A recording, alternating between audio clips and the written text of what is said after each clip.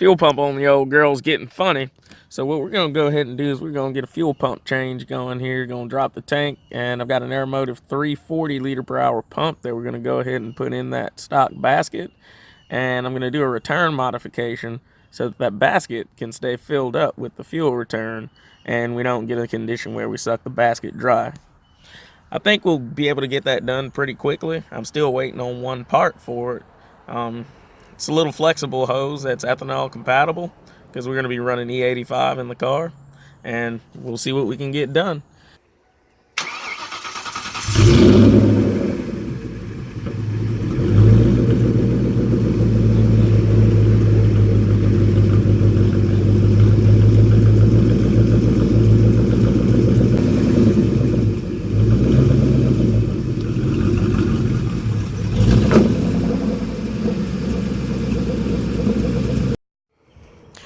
One of the last parts in this fuel pump installation is the Aeromotive A340, like I was talking about.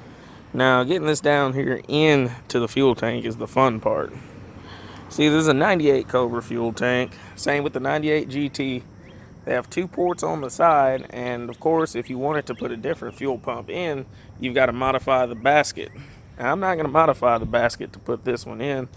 I'm going to simply slip this one in right here through. There goes a little connector, big connector in this case, and it will slip right in the hat, and then we'll be able to close it, and everything will go back in like it should. Outside of that, there's nothing else I can do to this, honestly. We just need a good fuel pump system in there. Got that fuel pump installed. Everything went pretty smooth. Finally got that flexible fuel hose in as a part. So we're just getting here to this point where we fill up with ethanol and get everything set up so we could get some tuning in and get this car dialed in to run some E85. Alright, so I've got my injectors dialed in, and I'm just getting the mass airflow dialed in so we could go out and do some pulls. Everything is pretty much consistent. Change spark timing a bit, get that ignition advance up at the top of the RPM range where we need it, and pull a little bit at the bottom.